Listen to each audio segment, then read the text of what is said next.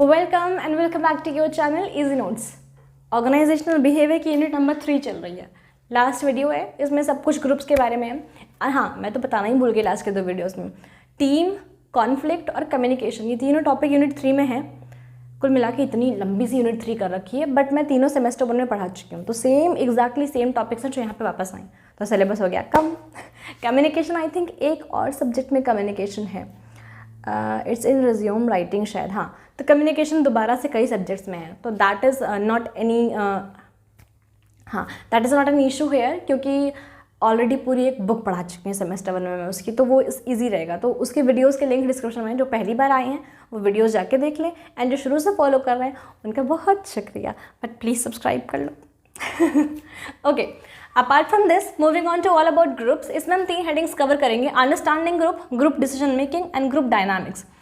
Understanding groups में basically है group की डेफिनेशन, उसका नेचर एंड उसके टाइप्स, क्लासिफिकेशंस वगैरह वगैरह। तो what is a group? Group एक चीज़ है जहाँ पे ग्रुप एक चीज़ है, हाँ जो भी है। ग्रुप एक फॉर्मेशन है जहाँ पे 2 या 2 से ज़्यादा लोग साथ में आते हैं एक कॉमन इंटरेस्ट को शेयर करने के लिए।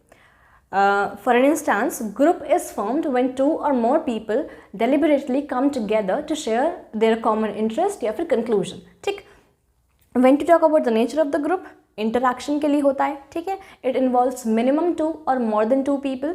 ठीक, कॉमन इंटरेस्ट या फिर हम कह सकते हैं कि कॉमन कंक्लूजन शेयर करने के लिए ग्रुप फॉर्मेशन होती है। ठीक, एंड इट इज़ हम कह सकते हैं कि सोशल कनेक्शन या फिर सोशल फिनोमिनन, जहाँ पे 2 या 2 से ज़्यादा लोग कॉमन इंटरेस्ट को शेयर करते हैं। रिलेशनशिप बिल्डिंग, स्ट्रेंथनिंग के लिए होता है। ठीक, ये कुछ नेचर। अब बात करते हैं क्लासिफिकेशन की, कि ग्रुप किन किन तरीके के होते हैं। Basically group can be primary, secondary. नाम से समझ में आ रहा है, प्राइमरी मतलब वो ग्रुप जहाँ के मेंबर्स कम हो और उनमें क्लोजनेस काफ़ी ज़्यादा हो। सेकेंडरी मतलब वो ग्रुप जहाँ पे मास में मेंबर्स हों एंड क्लोजनेस इट्स ओके। जैसे मान लीजिए कि BTS आर्मी, वो एक ग्रुप ही है। वहाँ के लोग हम कह सकते हैं कि जब वो साथ में आएंगे किसी कॉन्सर्ट में या कहीं पर भी, तो वो अपने आप को बहुत ज़्यादा एक जैसा फील करेंगे, क्योंकि उनका इंटरेस्ट कॉमन है, उनका जो मैडनेस है BTS को लेकर वो कॉमन है। तो उस कॉमन ग्राउंड के थ्रू वो एक ग्रुप फॉर्म करते हैं, but personally they don't know each other even. हो सकता है कुछ जानते हो कुछ ना जानते हो। तो जिनमें क्लोजनेस पर्सनली होती है वो प्राइमरी, और जिनमें नहीं होती है वो कोई एक कॉमन ग्राउंड शेयर कर रहे होते हैं वो सेकेंडरी। इस तरीके से टेम्परेरी और परमानेंट ग्रुप भी। ठीक, नॉमिनल और नॉन परफॉर्मिंग। अब जैसे कि आपने सुना होगा अवार्ड शोज में that the nominees for this award are. Nominees का मतलब क्या? जिन्होंने परफॉर्म किया है, हमने उनमें से कुछ लोगों को नॉमिनेट किया। तो नॉमिनल का मतलब परफॉर्मिंग ग्रुप्स और बाकी नॉन परफॉर्मिंग ग्रुप्स। किसी टास्क को परफॉर्म करने के लिए कोई ग्रुप किसी के बॉस ने, मैनेजर ने या किसी कंपनी ने बनाया है, तो वो नॉमिनल ग्रुप है। एंड वैसे ही जो इनफॉर्मली फॉर्म हुए हैं वो नॉन परफॉर्मिंग है। इसी से फॉर्मल और इनफॉर्मल ग्रुप भी बनता है। इंटरेस्ट और फ्रेंडशिप ग्रुप। इंटरेस्ट मतलब आपका किसी कॉमन चीज़ में, क्लबिंग में, पार्टिंग में, गेम में इंटरेस्ट है, तो आप वहाँ पे एक ग्रुप फॉर्म कर सकते हैं। And friendship is your bonding is them. ठीक है, is with them. Then we have reference and membership group. अब जैसे कि रेफरेंस में क्या है, लाइक म्यूचुअल फ्रेंड, मतलब क्या, हम हमारे दोस्त का फ्रेंड, हम उसे जानते हैं बट हमारी फ्रेंडशिप नहीं है, हम उसके थ्रू जानते हैं, तो हम उसके रेफरेंस से जानते हैं, तो दैट इज़ रेफरेंस ग्रुप। आप किसी गैदरिंग में साथ होंगे तो चांसेस है कि आप साथ बैठेंगे, बट आपकी उससे पर्सनली बॉन्डिंग नहीं है ना। एंड मेंबरशिप मतलब आप लीगली या फिर हम कह सकते हैं कि आप कंप्लीटली सोशली, लीगली, व्हाटएवर जो भी तरीका हो उसके थ्रू उसमें इन्वॉल्व हो। ठीक है, so that is membership group. तो ये कुछ डिफरेंट टाइप्स के ग्रुप थे। Then moving on to the stages of group formation. Basically group formation का ऐसा कोई स्टेप नहीं है, क्योंकि ग्रुप कैसे भी फॉर्म हो सकता है, बट एक 5 स्टेप स्टैंडर्डाइज्ड मॉडल प्रपोज किया गया, उसे पढ़ते हैं। ये मैं लास्ट टाइम पढ़ा चुकी हूँ, आई थिंक लास्ट सेमेस्टर में, बट ठीक है, मतलब पूरी 3-4 हेडिंग्स थी इसी टॉपिक पर, तो मैं इसको दोबारा पढ़ा दे रही हूँ एक बार। ठीक है, सबसे पहला स्टेज होता है हमारा जब, तो जो हम देख ही रहे होते हैं कि क्या है क्या नहीं एंड वगैरह वगैरह, तो वो हमारा फॉर्मिंग स्टेज होता है, कि हम सोच रहे होते हैं कि ये ठीक है कि नहीं, ये पता नहीं कैसा। ये एग्जाम्पल आपको लेके समझाते हैं। लाइक मान लीजिए कि आप न्यू ज्वाइनी है किसी कंपनी में। ठीक है, तो आप बस सोच रहे होते हैं कि फर्स्ट डे आप गए तो आपके पास और भी कलीग्स होते हैं, आप सबसे मिलते हैं, आपको ग्रीट करते हैं, कुछ बहुत अच्छे से ग्रीट करते हैं जिसके साथ आपको बहुत वार्म फील होता है, कुछ नॉर्मल बस विशेज़ हो गए मॉर्निंग या आफ्टरनून वॉटेवर, वो नॉर्मल हो गया। तो आप अपने परसेप्शन को बिल्ड करते हैं। सेकेंड स्टेज स्टॉर्मिंग स्टेज होता है, जहाँ पे आप घर गए, आपका फर्स्ट डे का एक्सपीरियंस था, अब आप सोचेंगे कि यार ये ऐसा था, ये वैसा था, कल मैं इससे मिलूँगा या फिर कल मैं इसको विश करूँगा वगैरह वगैरह, ठीक है, आप उसको सोचते हैं। तो वो स्टॉर्मिंग स्टेज होता है जहाँ पे आपके जो परसेप्शन होता है उसमें कॉन्फ्लिक्ट होता है खूब सारा, कि वो पता नहीं कैसा होगा, वो पता नहीं कैसा होगा, या वो पता नहीं कैसी होगी वगैरह वगैरह। ठीक, जब आप सेकेंड डे ऑफिस आते हैं, third day, fourth day, fifth day, एक हफ्ते में, तो एक हफ्ते में आप ये फिगर आउट कर लेते हैं कि आपकी फ्रेंडशिप किससे होनी है। तो that is basically your stage of sense of belongingness या फिर फ्रेंडशिप का स्टेज। ठीक, फिर उसके बाद हमारा आता है परफॉर्मिंग का स्टेज। परफॉर्मिंग में क्या होता है कि अब हमें टास्क मिला है तो हम बेसिकली हमारे अंदर से एक इंट्यूशन होता है कि हम उसके साथ परफॉर्म करें, ठीक है, या हम उसके साथ उस टास्क को आगे कंटिन्यू करें। अब हमें बाहर जाना है या फिर ऑफिस के बाद कहीं जाना है, तो भी हम चूज़ करते हैं कि हम उन अपने ग्रुप के साथ या उन 2-3 कलीग्स के साथ वहाँ जाएँ या ये करें वगैरह वगैरह। तो हम अपने कॉमन इंटरेस्ट को शेयर करना स्टार्ट कर देते हैं, प्रोफेशनली भी और इनफॉर्मली भी। Then the last one is adjourning stage. Adjourning में बेसिकली ग्रुप वाइंड अप होता है। जैसे मान लीजिए कि आपका ट्रांसफ़र हो गया कहीं पर, या मान लीजिए आपने जॉब छोड़ दी, तो वहाँ पे आपका जो ऑफिस में ग्रुप था वो वाइंड अप हो गया, बट ऑब्वियसली आप हटेंगे कोई और आएगा, पता नहीं उससे बॉन्डिंग हो या ना हो, ग्रुप बने या ना बने, ठीक है। तो वो एडजॉर्निंग स्टेज होता है। सारे ग्रुप्स नहीं टूटते, बट कुछ फॉर्मली या इनफॉर्मली जो भी टाइप होता है वो वाइंड अप हो जाते हैं, ठीक है। जैसे मान लीजिए किसी प्रोजेक्ट के लिए कोई वेंचर स्टार्ट किया गया, अब जब वेंचर कंप्लीट तो वो ग्रुप अलग अलग हो गया, ठीक है, रास्ते अलग अलग। जिसको पर्सनली ग्रुप बना के रखना है वो आगे अपना बना के रखता है, ठीक। So this was a common standardised stage जिसके थ्रू ग्रुप्स फॉर्म होते हैं, ठीक।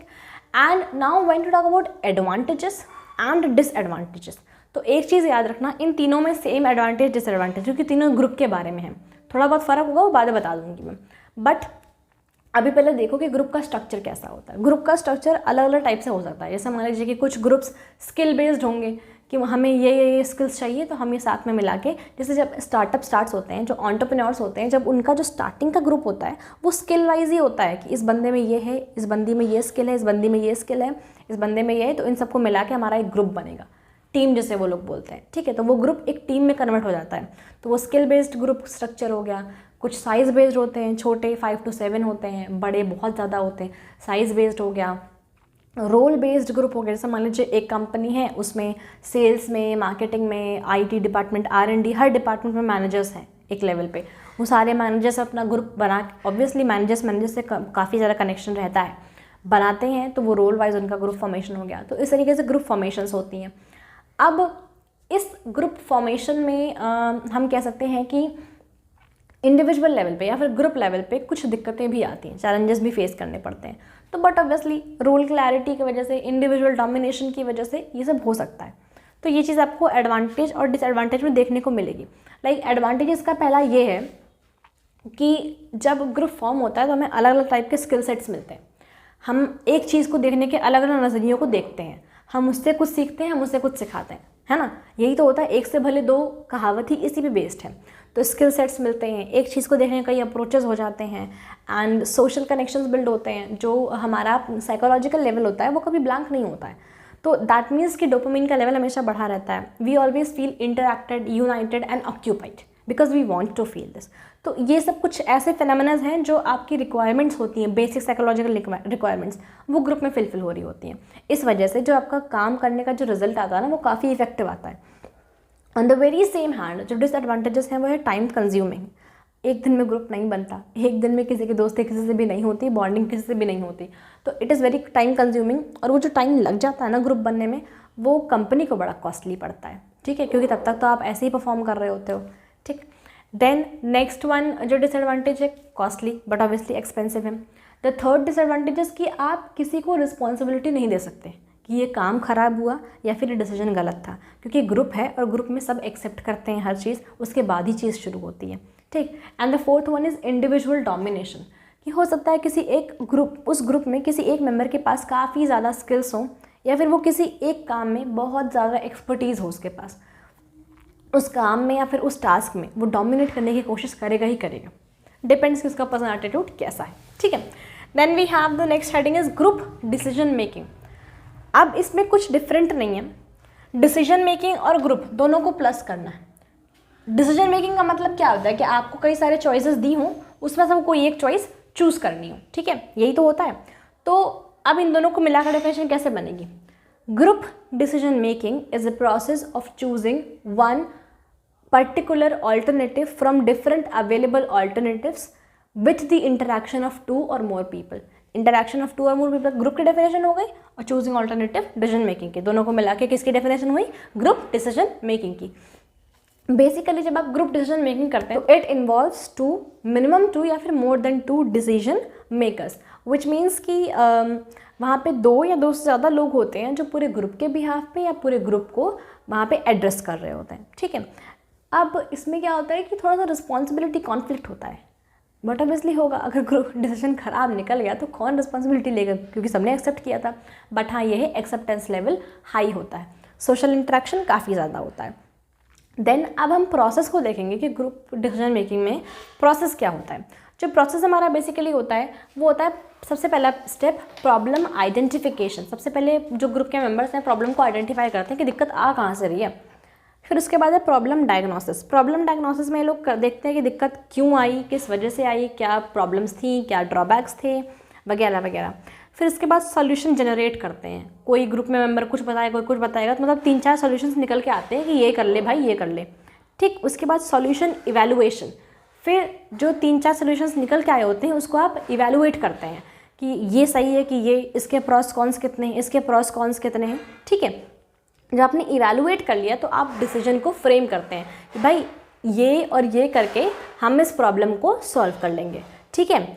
अब उसके बाद आप फॉलोअप करते हैं, बट ऑब्वियसली देखो ग्रुप में क्या होता है ना कि सबने एक्सेप्ट किया होता है तो उसके अकॉर्डिंग डिसीजन बनता है, तो फॉलोअप थोड़ा सा ईजी पड़ जाता है ग्रुप में, क्योंकि सब एक्सेप्ट किए होते हैं तो सब उस डिसीजन को अप्लाई करने की खुद ही कोशिश करते हैं, ठीक है। तो लास्ट स्टेप था फॉलोअप। अब उसके बाद नेक्स्ट हमारे पास जो है वो है कि ग्रुप में डिसीजन मेकिंग की स्टाइल्स क्या क्या होती हैं। पहली स्टाइल होती है कमांड स्टाइल, जिसमें मेंबर्स का कोई इन्वॉल्वमेंट नहीं होता है। जो ग्रुप का लीडर होता है उसे बस बताना होता है कि भाई ये डिसीजन है और यही होगा, ये करो तुम लोग। दूसरी स्टाइल है कंसल्टेटिव, थोड़ी स्लो होती है क्योंकि हर किसी का पॉइंट ऑफ व्यू सुनना, जानना, समझना, फिर उसके बाद डिसीजन लेना स्लो होती है, बट सब लोग पार्टिसिपेट करते हैं इसमें, ठीक है। Then third one is consensus. Consensus में मतलब इसमें क्या होता है कि जब डिसीजन लिया जा रहा होता है तब सब साथ में बैठे ही होते हैं, उनका पॉइंट ऑफ व्यू नहीं, उनकी हर एक बात मैटर करती है, तो ये कंसेंसस है। फिर लास्ट में हमारा है ट्रेडिशनल मेजॉरिटी या फिर वोटिंग स्टाइल। बेसिकली इसे हम सही मानते, गलत मानते, व्हाटएवर जो भी कुछ मानते हैं कि एक यस और नो में आपका डिसीजन, क्योंकि इसमें डिसीजन पहले से बना हुआ होता है, या तो ए या तो बी, आपको उनमें से कोई एक चुनना होता है। ट्रेडिशनल स्टाइल है मेजॉरिटी की स्टाइल, जहाँ मेजॉरिटी होगी वो डिसीजन माना जाएगा। हाँ, यहाँ पे थोड़े कॉन्फ्लिक्ट भी आ सकते हैं क्योंकि जिनका नहीं माना गया भाई वो तो कहीं ना कहीं इंटरनली तो फील करता है ना लेफ्ट आउट, तो ये एक, बट फिर भी ये बहुत ज़्यादा डेमोक्रेटिकली फॉलो किया जाता है, ठीक। तो ये लास्ट स्टाइल थी। अब इसके भी एडवांटेज डिसएडवांटेज सेम है, इसमें कुछ खास डिफरेंस नहीं है। जब बात करेंगे ग्रुप डायनामिक्स की, तो ग्रुप वैसे भी बहुत कॉम्प्लेक्स होता है, लिटरली कॉम्प्लेक्स होता है, बट जब ग्रुप डायनामिक्स की बात होती है तो डायनामिक्स का मतलब वो फोर्सेस जो ग्रुप में एक्ट कर रहे हैं, वो फोर्सेस जो ग्रुप में एक्ट कर रहे हैं, चाहे वो ग्रुप के मेंबर्स का पर्सनल एटीट्यूड हो, पर्सोना हो, चाहे वो उनकी पावर हो, किस पावर पे हो, किस पोजीशन पे हो, क्या सोचते हो, कैसे रिएक्ट करते हो, तो ये कुछ ग्रुप के फोर्सेस होते हैं जो ग्रुप को बनाने, उसकी स्ट्रेंथ, उसकी यूनिटी, उसकी वीकनेस को डिफाइन करते हैं। अगर ग्रुप में जितने भी लोग हैं वो पर्सनल लेवल पे काफ़ी ज़्यादा कनेक्टेड हैं तो बट ऑब्वियसली उस ग्रुप की यूनिटी, उसमें जो सोशल इंटरेक्शन है वो बहुत नेक्स्ट लेवल होगा, ट्रस्ट बहुत ज़्यादा होगा। तो ग्रुप डायनामिक्स के कुछ नेचर्स ही यही हैं कि like it is concerned with groups. Group dynamics पढ़ने समझने का मतलब है कि आपको पूरे ग्रुप को पढ़ना समझना है। जैसे मान लीजिए कि जो मैंने आपको एग्जांपल दिया था मैनेजर्स वाला, कि हर एक डिपार्टमेंट के मैनेजर्स साथ में ग्रुप बनाए हुए हैं। अब मानते हैं कि किसी को ट्रैवल अलाउंस मार्केटिंग वाले को थोड़ा ज़्यादा मिला, सेल्स वाले को कम मिला, काम तो दोनों को बाहर जाके ही करना है ना, तो उसको कम क्यों मिला, तो यहाँ पे एक कॉन्फ्लिक्ट अराइज हो सकता है। अब जो जनरल मैनेजर है वो चीज़ जान रहा है कि उन्हें कम मिला, उन्हें ज़्यादा मिला है, तो वहाँ पे वो उस फैक्टर को या फिर उस फोर्स को यूज़ करके उसमें फूट भी डाल सकता है उस ग्रुप में, और वहाँ से अपनी इंपॉर्टेंट इन्फॉर्मेशंस भी निकाल सकता है और उसको हील भी कर सकता है। तो जब आपको पता है कि किस ग्रुप में कौन से फोर्स किस तरीके से एक्ट कर रहे हैं, किस चीज़ की, किस इंसान की या फिर किस स्किल की कितनी इंपॉर्टेंस है, तो ये आपके लिए मैनेजमेंट में, ऑर्गेनाइजेशन के लिए, काम के लिए, आपके टास्क के लिए बहुत ज़्यादा इफ़ेक्टिव प्रूव होता है। ठीक है, बट इसमें प्रॉब्लम्स क्या आती हैं? इन्हीं फोर्सेस की वजह से ग्रुप में कॉन्फ्लिक्ट्स होते हैं। ऑलवेज रिमेंबर दिस, जो फोर्सेस हैं, पावर है, पोजीशन है, आपका एटीट्यूड है, यही ग्रुप बनाता है। But on the very same hand इन्हीं चीज़ों की वजह से कॉन्फ्लिक्ट्स भी तो होते हैं, है ना। आपका परसेप्शन अलग, उसका अलग, एक बार आपने उसकी नहीं सुनी, 2 बार नहीं सुनी, 3 बार नहीं सुनी, चौथी बार चांसेस है कि वो आपकी ना सुने। ठीक है, तो इंटर ग्रुप कॉन्फ्लिक्ट्स जो होते हैं वो इन्हीं वजह से होते हैं। जो मैंने एग्जांपल दिया ट्रैवल अलावेंस वाला कि उसको ज़्यादा मिला, उसको कम मिला, तो वहाँ पे कॉन्फ्लिक्ट का क्या होता? रिसोर्स होता है। वहाँ पे कॉन्फ्लिक्ट का कॉमन ग्राउंड क्या होता है कि उसको ज़्यादा मिल रहा है, मुझे कम मिल रहा है, काम दोनों का सेम है, ये तो पॉसिबल नहीं है, दोनों सेम लेवल पर हैं। तो वहाँ पे आपका जो कॉन्फ्लिक्ट अराइज होगा फिर साइकोलॉजिकल लेवल पर, वो क्यों होगा? रिसोर्सेज की वजह से। अब हो सकता है कि जो IT वाला बंदा है उसका जो R&D के साथ जो ग्रुप बना हुआ है, सब साथी में, तो जो IT वाला बंदा है वो R&D को कोई नया तरीका बता रहा है कि भाई ये नहीं, ये कर ले, ये ईजी पड़ेगा और तुम्हें जल्दी, तुम्हारी रिपोर्ट जो है जल्दी तैयार हो जाएगी। बट R&D वाले कह रहे हैं तू मुझे सिखाएगा, मैं इतने टाइम से तो कर रहा हूँ। तो वहाँ पे जो कॉन्फ्लिक्ट क्रिएट हुआ वो क्यों हुआ? स्किल्स की वजह से हुआ। तो स्किल्स, रिसोर्सेज, आपका पर्सनल एटीट्यूड, आपकी इंटरेक्शन लेवल, आपका ट्रस्ट, यूनिटी वगैरह वगैरह, ये सब फोर्सेस हैं जो डिफाइन करते हैं कि ग्रुप कैसा है और उसे कैसे चलाना है। सो फाइनली इसके भी एडवांटेजेस, डिसएडवांटेजेस कॉमन है, आई थिंक हैं ही नहीं, इन्हीं दोनों के हैं शायद। ठीक है, तो ये था यूनिट 3 ख़त्म, ऑल अबाउट ग्रुप्स। जिसने टीम, कॉन्फ्लिक्ट, कम्युनिकेशन वगैरह नहीं देखा है, डिस्क्रिप्शन में लिंक है, देख लो। जिसे बुक लेनी है डिस्क्रिप्शन में लिंक है, ले लो। जिसे नोट्स पढ़ने हैं डिस्क्रिप्शन में लिंक है, जाके पढ़ लो। हाँ, सब कुछ आपको डिस्क्रिप्शन में मिल जाएगा। और प्लीज़ इंस्टाग्राम पर भी सब्सक्राइब करो ना। वाह, इतनी रिक्वेस्ट कर रही हूँ मैं सब्सक्राइब करने की, मुझे इंस्टाग्राम पे भी सब्सक्रिप्शन नहीं याद आ रहा है। वहाँ पे फॉलो कर लेना, उसका भी लिंक है डिस्क्रिप्शन में। एंड सब्सक्राइब प्लीज़, अगर अच्छा लगा हो तो दोबारा ज़रूर आना।